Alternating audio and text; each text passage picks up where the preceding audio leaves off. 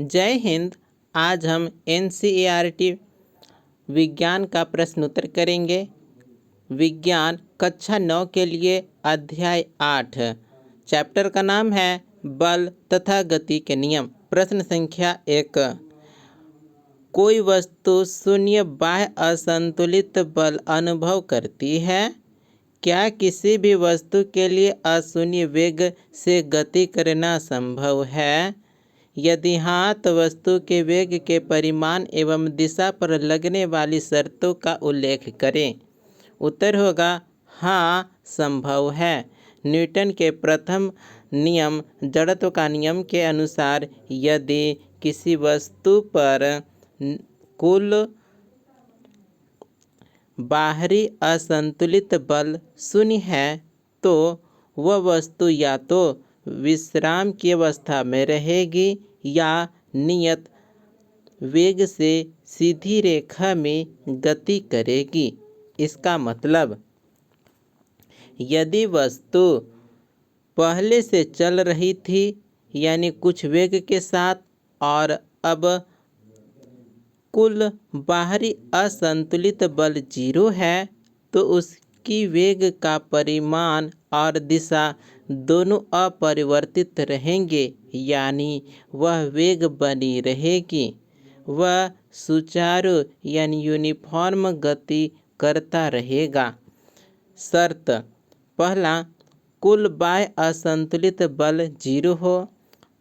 दूसरा, कोई टॉर्क घूर्णन बदलने वाला प्रभाव नहीं, यदि टॉर्क की बात नहीं कर रहे। जब तक किसी वस्तु पर कोई बाह्य यानी कोई बाहर का गैर शून्य बल नहीं लगेगा या तेजी से बदलने वाला बल नहीं, वह अपनी वर्तमान गति को बनाए रखेगा। प्रश्न 2। प्रश्न है, जब किसी छड़ी से एक दरी कारपेट को पीटा जाता है तो धूल के कण बाहर आ जाते हैं। स्पष्ट करें। उत्तर होगा दरी पर जमा धूल के कणों की जड़त्व इनर्शिया अधिक होती है। जब दरी को अचानक झटका त्वरण दिया जाता है तो दरी का तंतु फैब्रिक तुरंत गति बदलता है, पर धूल के छोटे कण उस बदलाव के साथ इतनी तेजी से नहीं बदल पाते। उनकी जड़त्व के कारण वे अपने स्थान पर बने रहना चाहते हैं। परिणाम स्वरूप दरी के तंतुओं से धूल अलग हो जाती है और हवा में गिरकर बाहर निकल जाती है। साथ में हवा का बहाव भी धूल को दूर उड़ाता है, इसलिए पीटते समय धूल बाहर आती है। प्रश्न संख्या 3। प्रश्न है आप लोगों के सामने, बस की छत पर रखे सामान को रस्सी से क्यों बांधा जाता है? उत्तर होगा बस चलते समय त्वरण या अवमंदन, त्वरण होगा तो एक्सीलरेशन और अवमंदन होगा तो डिक्लेरेशन, और मोड़ते समय पार्श्व यानी लैटरल त्वरण आते हैं। यदि सामान बंधा न हो तो उसकी जड़त्व के कारण वह अपना तात्कालिक गति दिशा बनाए रखने की कोशिश करेगा और फिसल सकता है या गिर सकता है। रस्सी या बांधना सामान पर एक बंधन बल प्रदान करती है जो उसी छत पर स्थिर रखती है और फिसलने गिरने से रोकती है। संक्षेप में सुरक्षा एवं जड़त्व के कारण। प्रश्न संख्या 4। प्रश्न है, किसी बल्लेबाज द्वारा क्रिकेट की गेंद को मारने पर गेंद जमीन पर लुढ़कती है। कुछ दूरी चलने के पश्चात गेंद रुक जाती है। गेंद रुकने के लिए धीमी होती है क्योंकि यहाँ पर 4 ऑप्शन दिया गया है और इसमें से ऑप्शन सी सही होगा। गेंद पर गति की दिशा के विपरीत एक बल कार्य कर रहा है। यहाँ पर विवरण देखिएगा कि गेंद जब जमीन पर लुढ़कती है तब हवा का प्रतिरोध और जमीन व गेंद के बीच घर्षण उसका वेग कम करने वाली दिशात्मक शक्तियाँ हैं। ये बल गति की दिशा के विपरीत कार्य करते हैं, जिससे गेंद धीरे धीरे रुक जाती है। यहाँ पर प्रश्न संख्या 5 देखिए। प्रश्न है, एक ट्रक विरामावस्था से किसी पहाड़ी से नीचे की ओर नियत त्वरण से लुढ़कना शुरू करता है। यह 20 सेकेंड में 400 मीटर की दूरी तय करता है। इसका त्वरण ज्ञात करें। अगर इसका द्रव्यमान 7 टन है तो इस पर लगने वाले बल की गणना करें। 1 टन यानी 1000 किलोग्राम। यहाँ पर उत्तर देखिएगा। यहाँ पर दिया हुआ है प्रारंभिक वेग 0 है, विरामावस्था में है यानी 0 है, समय 20 सेकेंड लगा और दूरी 400 मीटर की दूरी तय किया। समीकरण लगेगा S = UT + ½ AT²। यह सो समीकरण होगा। तो यहाँ पर देखिएगा S दूरी है 400 मीटर, प्रारंभिक वेग 0 है तो UT 0 हो जाएगा। यहाँ पर हाफ यानी 1/2 A एक्सलेशन है, इसे ज्ञात करना है और समय 20 सेकेंड लेगा तो 20² हो गया। तो यहाँ पर हम कैलकुलेशन करेंगे तो A का मान 2 मीटर पर सेकेंड स्क्वायर आएगा। तो यहाँ पर A का मान 2 मीटर पर सेकेंड स्क्वायर आया। द्रव्यमान M 7 है और 7 टन है, तो टन है तो इसको किलोग्राम बनाएंगे तो 7000 किलोग्राम। बल F बराबर ma होगा, तो M 7000 और एक्सप्रेशन 2 है तो 7 दूनी 14 यानी 14000 न्यूटन बल लगेगा। अतः त्वरण 2 मीटर पर सेकेंड स्क्वायर और लगाए गए नेट बल का मान 14000 न्यूटन है। नीचे की दिशा में यह सो बल कार्य करेगा। प्रश्न संख्या 6। प्रश्न है आप लोगों के सामने कि 1 किलोग्राम द्रव्यमान के एक पत्थर को 20 मीटर पर सेकेंड के वेग से झील की जमी हुई सतह पर फेंका जाता है। पत्थर 50 मीटर की दूरी तय करने के बाद रुक जाता है।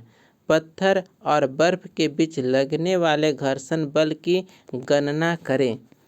तो यहाँ पर देखिएगा कि M है सो 1 किलोग्राम है, द्रव्यमान कितना है 1 किलोग्राम, प्रारंभिक वेग 20 मीटर पर सेकेंड है और अंतिम वेग 0 है, दूरी 50 मीटर है।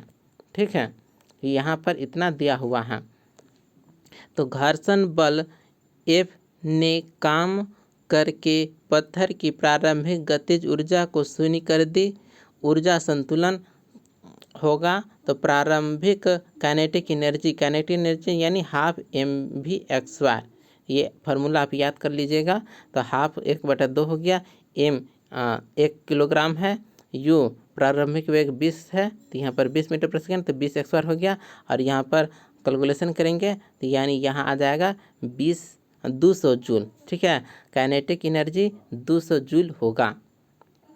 अब हम यहाँ पर देखिएगा कि घर्षण का किया गया कार्य = F गुने S विरुद्ध दिशा में, इसलिए F गुने यहाँ पर S है 50 तो F का मान होगा 4 न्यूटन, यानी घर्षण बल 4 न्यूटन। रुकाव की दिशा में पत्थर के वेग की दिशा के विपरीत घर्षण बल कितना होगा 4 न्यूटन। प्रश्न संख्या 7। प्रश्न है, एक 8000 किलोग्राम द्रव्यमान का रेल इंजन प्रति 2000 किलोग्राम द्रव्यमान वाले 5 डिब्बों को सीधी पटरी पर खींचता है। यदि इंजन 40000 न्यूटन का बल आरोपित करता है तथा यदि पटरी 5000 न्यूटन का घर्षण बल लगाती है तो ज्ञात करें A नेट त्वरण बल तथा B रेल का त्वरण। तो यहाँ पर उत्तर देखिएगा। पहले कुल द्रव्यमान निकाले। 5 डिब्बे का कुल 5 × 2000 यानी 10000 किलोग्राम होगा। इंजन का द्रव्यमान 8,000 किलोग्राम, यानी कुल द्रव्यमान कितना होगा, तो 8,000 प्लस 10,000 यानी 18,000 किलोग्राम कुल द्रव्यमान होगा। इंजन द्वारा जुटाया गया अग्रणी बल F बराबर 40,000 न्यूटन होगा। पटरी द्वारा कुल प्रतिरोध घर्षण 4,000 न्यूटन। ध्यान दें, यह कुल प्रतिरोध माना गया है। तो यहाँ पर देखिएगा, अब देखिए नेट त्वरण बल F नेट हो जाएगा, कितना नेट त्वरण बल है, तो 40,000 माइनस 5,000 यानी 35,000 न्यूटन नेट त्वरण बल है। तो B में त्वरण याद करना है, तो A=F/m, ठीक है। तो यानी यहाँ पर देखिएगा नेट त्वरण बल कितना है, 35,000 न्यूटन, और द्रव्यमान होगा तो 18,000। तो गणना करेंगे तो आंसर हो जाएगा 1.944 मीटर पर सेकेंड स्क्वायर, ठीक है। तो यहाँ पर देखिएगा ए नेट बल हो गया 35,000 न्यूटन और बी त्वरण होगा 1.94 मीटर पर सेकेंड स्क्वायर, आगे की दिशा में लगेगा यह। प्रश्न संख्या 8 प्रश्न है आप लोगों के सामने कि एक गाड़ी का द्रव्यमान 1500 किलोग्राम है। यदि गाड़ी को 1.7 मीटर पर सेकेंड स्क्वायर के ऋणात्मक त्वरण अवमंदन के साथ विरामावस्था में लाना है तो गाड़ी तथा सड़क के बीच लगने वाला बल कितना होगा। तो यहाँ पर देखिएगा उत्तर है इस प्रकार से कि दिया है मास कितना है, द्रव्यमान है 1500 किलोग्राम, अवमंदन की भिन्नता ए कितना है, त्वरण हो गया 1.7 मीटर पर सेकेंड स्क्वायर। यह गाड़ी की गति के विपरीत दिशा में लगे बल के कारण होता है।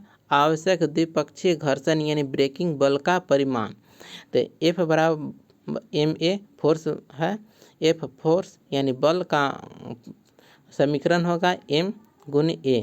तो द्रव्यमान हो गया 1500 और एक्सलरेशन त्वरण है गया 1.7, और इसे हम गणना करेंगे तो F का मान हो जाएगा 2550 न्यूटन। अतः सड़क और गाड़ी के बीच ब्रेक घर्षण द्वारा लगाने वाला बल 2550 न्यूटन होगा। गाड़ी की चाल की दिशा के विपरीत होगा, ब्रेक लगा रहे हैं ना तो गाड़ी के चाल की दिशा के विपरीत लगेगा। प्रश्न संख्या 9 प्रश्न है किसी m द्रव्यमान की वस्तु जिसका वेग v है का संवेग क्या होगा। तो संवेग m v होता है, ठीक है। संवेग p बराबर मास m और चाल v। तो संवेग का ये फार्मूला हो गया समीकरण, आप इसे याद रखिएगा। तो ऑप्शन डी सही होगा। संवेग मोमेंटम बराबर द्रव्यमान गुने वेग p बराबर mv, इसे आपको याद रखना है। प्रश्न संख्या 10 प्रश्न है हम एक लकड़ी के बक्से को 200 न्यूटन बल लगाकर उसे नियत वेग से फर्श पर धकेलते हैं, बक्से पर लगने वाला घर्षण बल क्या होगा। तो यहाँ पर उत्तर है यदि बक्सा नियत वेग से गतिशील है तो त्वरण 0 होगा और नेट बल 0 होगा। अतः धकेलने वाला बल 200 न्यूटन पूरी तरह से घर्षण द्वारा संतुलित होता है, इसलिए घर्षण बल 200 न्यूटन दिशा बक्से की गति के विपरीत होगा। अब हम प्रश्न संख्या 11 की ओर आते हैं। गति के तृतीय नियम के अनुसार जब हम किसी वस्तु को धक्का देते हैं तो वस्तु उतने ही बल के साथ हमें भी विपरीत दिशा में धक्का देती है। यदि वह वस्तु एक ट्रक है जो सड़क के किनारे खड़ा है, संभवतः हमारे द्वारा बल आरोपित करने पर भी गतिशील नहीं हो पाएगा। एक विद्यार्थी इसका तर्क करता है कि दोनों बल विपरीत एवं बराबर हैं जो एक दूसरे को निरस्त कर देते हैं। इस तर्क पर अपने विचार दें और बताएं कि ट्रक गतिशील क्यों नहीं हो पाता। उत्तर होगा विद्यार्थी का कथन दोनों बल बराबर और विपरीत है यह सही है, पर समझने में त्रुटि है कि वे बल एक ही पिंड पर नहीं लगते।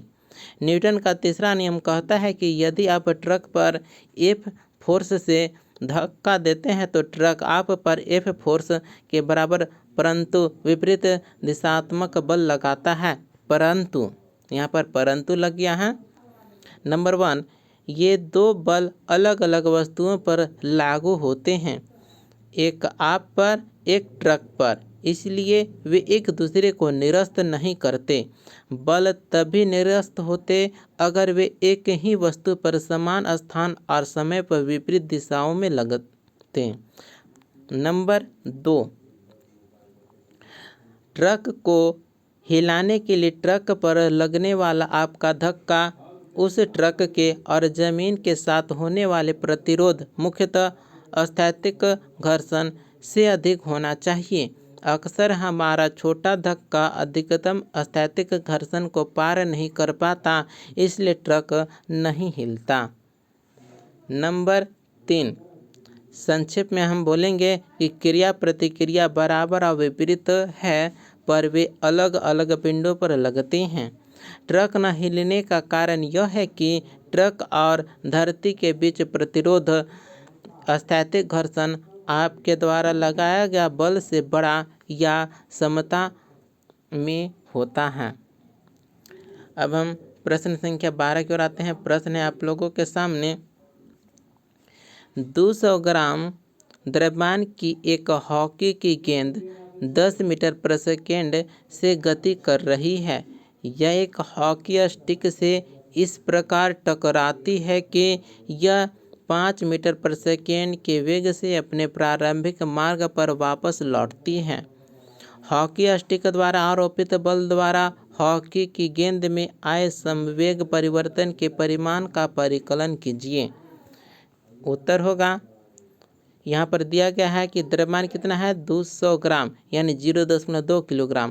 प्रारंभिक वेग u कितना होगा 10 मीटर प्रति सेकेंड, मान ले सकारात्मक दिशा। टकराने के बाद वेग होगा v बराबर -5 मीटर प्रति सेकेंड, क्योंकि वह वापस लौट रहा है इसलिए माइनस होगा। संवेग परिवर्तन p बराबर mv, तो यहाँ पर संवेग बराबर मास गुने वेलोसिटी, तो यहाँ पर वेलोसिटी है v माइनस u हो जाएगा।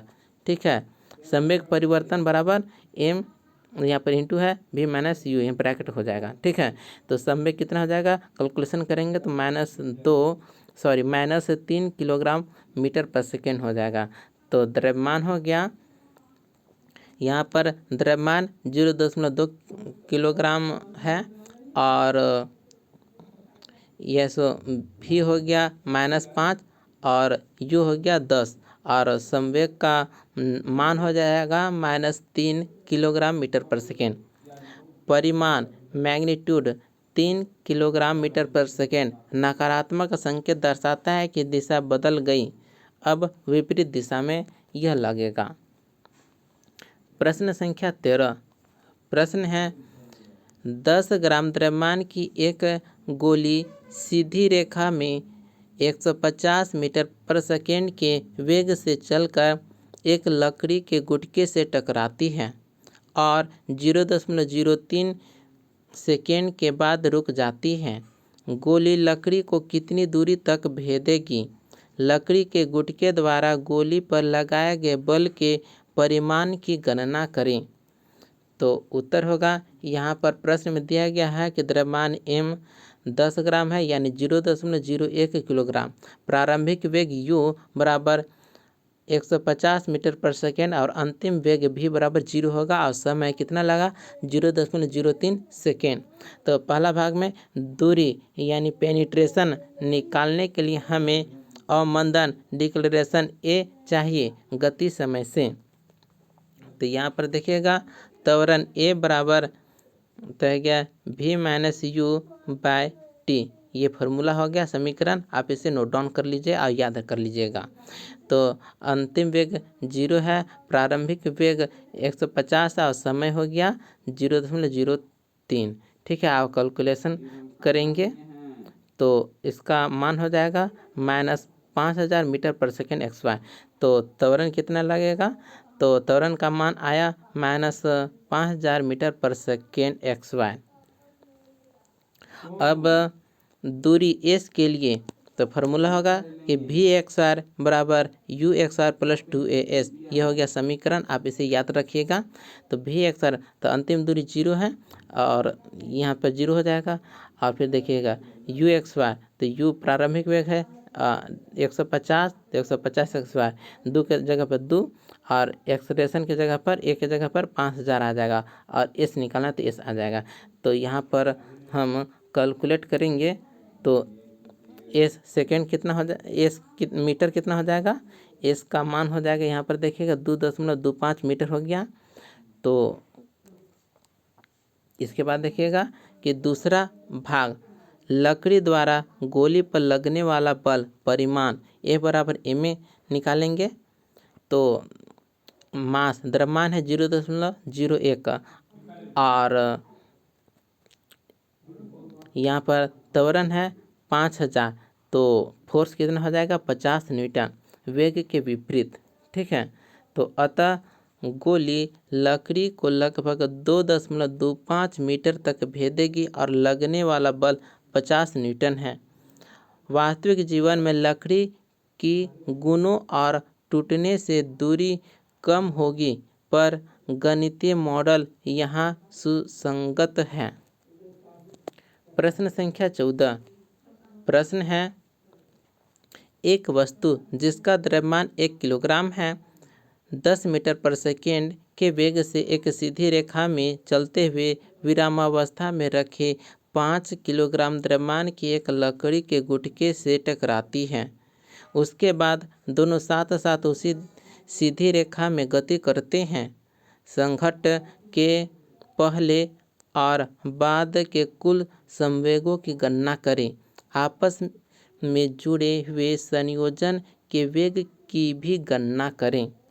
तो यहाँ पर देखिएगा उत्तर होगा कि यहाँ पर दिया गया है कि पहला जो वस्तु है उसका द्रव्यमान होगा 1 किलोग्राम और प्रारंभिक जो वस्तु है 1 किलोग्राम, इसका वेग है प्रारंभिक वेग 10 मीटर पर सेकेंड। और जो दूसरा वस्तु है वह 5 किलोग्राम है और दूसरे वस्तु का प्रारंभिक वेग 0 है। टकराकर आपस में जुड़ जाते हैं। ठीक है, तो क संघट्ट से पहले कुल संवेग। ठीक है, तो कुल संवेग कितना हो जाएगा, तो संवेग बराबर m1u1 प्लस m2u2। ठीक है, तो प्रारंभिक m1 का मान 1 है, u1 का मान 10 मीटर पर सेकेंड हो गया और m2 का मान 5 किलोग्राम है तो 5 हो जाएगा और u2 का मान 0 है तो यहाँ पर 0 हो जाएगा। तो संवेग हो जाएगा 10 किलोग्राम मीटर पर सेकेंड। ये हो गया संघट्ट से पहले। अब हम ख नंबर में संघट्ट के बाद संयुक्त द्रव्यमान कितना हो जाएगा, दोनों जुड़ गया था ना, तो 1 और 5 6 किलोग्राम हो जाएगा। तो संयुक्त वेग भी बराबर कितना होगा, जो संवेग है और बटा 6 यानी 10/6 यानी लगभग 1.66 मीटर पर सेकेंड। यही गति आगे की दिशा में होगा। ग संघट्ट के बाद कुल संवेग कितना होगा, 6 गुने 5/3 यानी 10 किलोग्राम मीटर पर सेकेंड। कुल संवेग संरक्षित रहता है इसलिए। प्रश्न संख्या 15। प्रश्न है आप लोगों के सामने, 100 किलोग्राम द्रव्यमान की एक वस्तु का वेग समान त्वरण से चलते हुए 6 सेकेंड में 5 मीटर पर सेकेंड से 8 मीटर पर सेकेंड हो जाता है। वस्तु के पहले और बाद के संवेगों की गणना करें। उस बल के परिमाण की गणना करें जो उस वस्तु पर आरोपित है।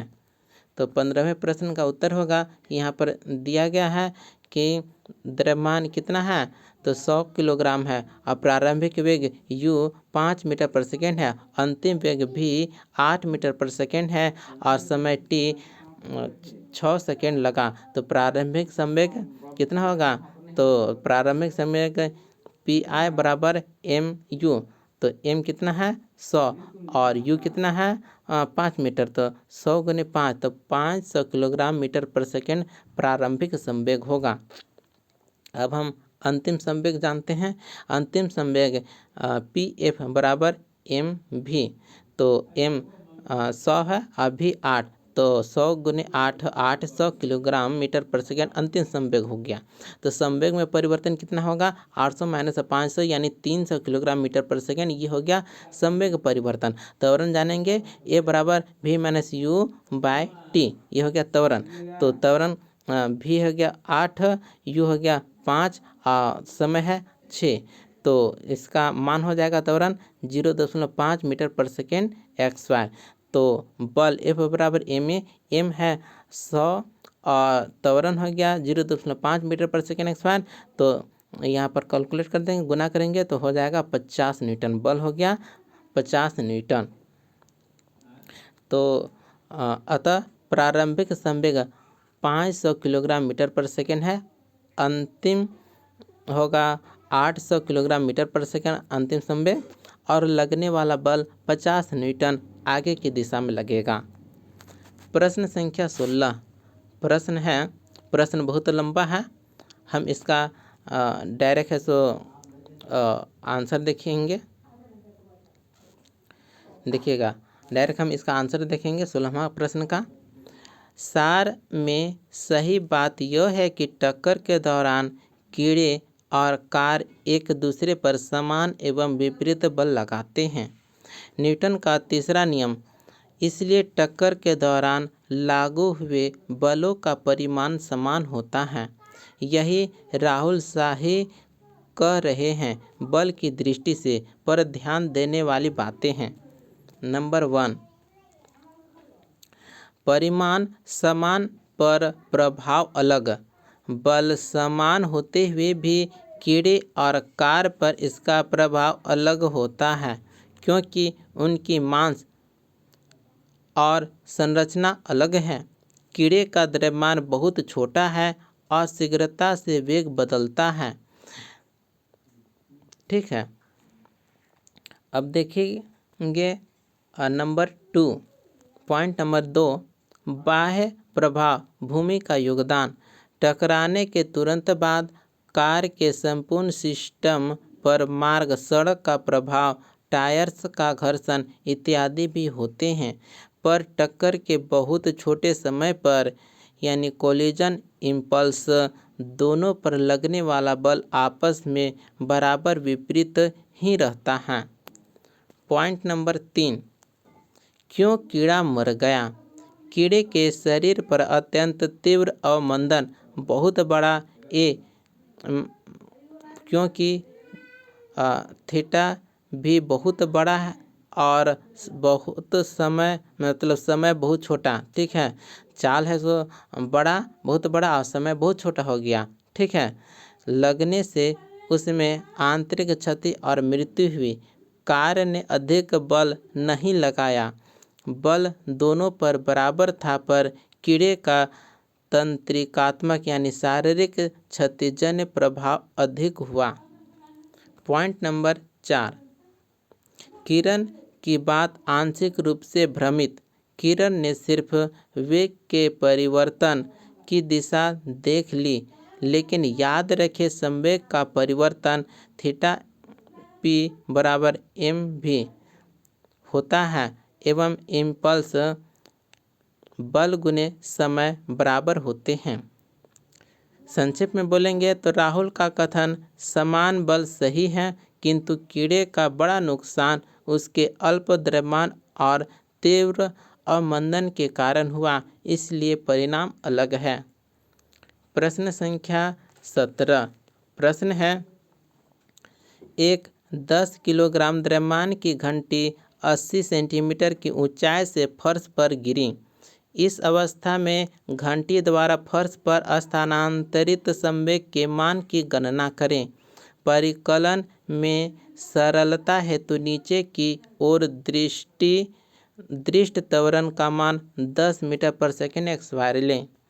यहाँ पर दिया हुआ है कि द्रव्यमान 10 किलोग्राम है, ऊंचाई है सो 80 सेंटीमीटर है, जिसे हम मीटर में करेंगे तो 0.8 मीटर होगा, और जी 10 मीटर पर सेकेंड एक्स वाई है। सबसे पहले ज़मीन पर पहुंचने से ठीक पहले इम्पैक्ट से पहले घंटी की वेग भी खोजें। तो v is equal to √2gh। यह हो गया समीकरण। तो गणना करेंगे तो 2gh, 2 के जगह 2, g का मान है 10, h है 0.8, तो मान हो गया 16। तो भी कितना हो जाएगा √16 यानी 4×16 4 मीटर पर सेकेंड नीचे की दिशा में। घंटी का संवेग प्रभाव जमीन पर पहुंचते समय तो P बराबर mv होगा। तो m हो गया 10 और v हो गया 4 यानी 40 किलोग्राम मीटर पर सेकेंड नीचे की दिशा में होगा। यदि घंटी फर्श पर टिक जाती, पूरी तरह रुक जाती तो संपूर्ण संवेग 40 किलोग्राम मीटर पर सेकेंड फर्श धरती पर हस्तांतरित कर दिया जाएगा। यही स्थानांतरित संवेग यदि घंटी उछलकर वापस आए तो वास्तविक हस्तांतरण अलग होगा, बाउंस पर निर्भर। पर प्रश्न के अनुरूप यदि रुक जाती तो स्थानांतरित संवेग 40 किलोमीटर पर सेकेंड होगा।